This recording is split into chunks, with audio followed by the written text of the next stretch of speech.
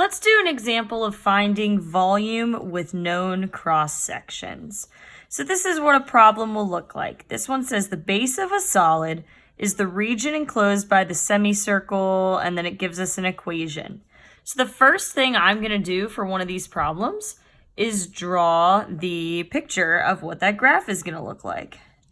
So I'll do a little coordinate plane there. And then this is a semicircle. It says y equals square root of 49 minus x squared. If you remember the equation of a circle is x squared plus y squared equals r squared, being the radius of that circle.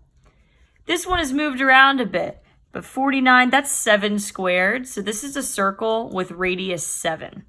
Okay, so this is a semicircle that's going to look like this. It's going to go between -7 and 7, and this is 7 up here as well. Okay, and it's just a semicircle, just the positive half. Okay, so it's the region enclosed by this semicircle and the x-axis. So I'll get a different color, maybe orange here, go who's, and I'll shade it in. It's that region. And then it says cross sections perpendicular to the x-axis are semicircles. So what I like to do is when it says perpendicular to the x-axis, I like to draw in a little bar showing the direction of my slices. So here's the x-axis, so my slices or my cross sections are going to be perpendicular. So because my slices are up and down, that tells me that this problem is going to be a dx problem. Okay, it's going to be in terms of x. So first thing I'm going to do now is check and make sure, is my equation in terms of x? And yes, it is, so I'm good to go.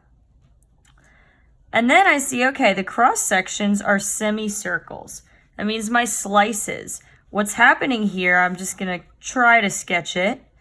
What's happening here is that there are semicircles built up in 3D coming off of this base. So you can kind of picture what that would look like. There's these semicircles standing up on that base. So I need to find the area of one of those and then put it in an integral. So the area of a semicircle is 1/2 pi r squared. So really all I need to do is figure out, well, what is the radius of one of these things going to be? And that's where my picture can come in handy.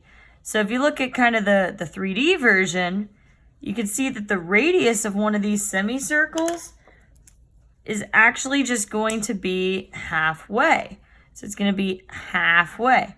And on this picture, it's like half of this bar here, okay? That bar is the diameter.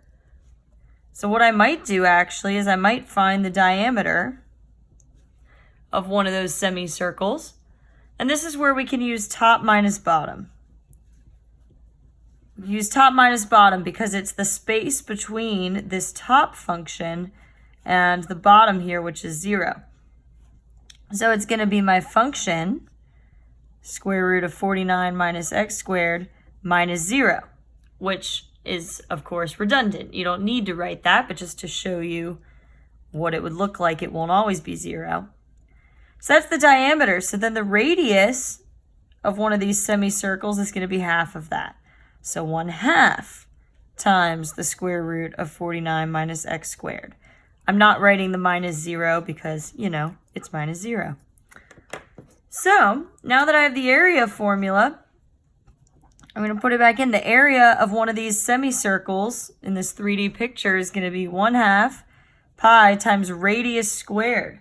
And the radius in this case is this entire thing, 1/2 square root of 49 minus x squared squared. And you could simplify this a little bit. Actually, it's pretty easy to simplify it, so let's do it. We have 1/2. 1/2 squared is 1/4.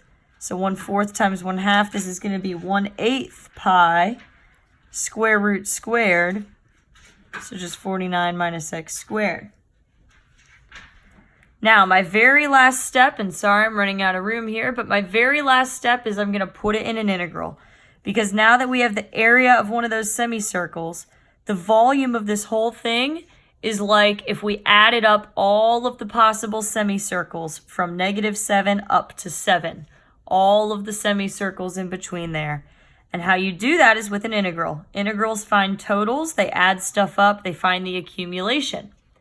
So I'm going to have the integral, so my volume equals the integral, and since it's dx, I'll use my x bounds, -7 to 7, of this area formula that I already have, 1/8 pi times 49 minus x squared. And then this is dx. So there is the integral that I can use to find the volume. And if you plug this into your calculator, which just as a friendly reminder, you're going to hit math and scroll down until you see FN int, that's definite integral. And when you type this in, make sure that if there should be parentheses, you put parentheses. It will make a difference. 49 minus x squared. Okay. Dx. And so I get for my volume 179.594 units cubed.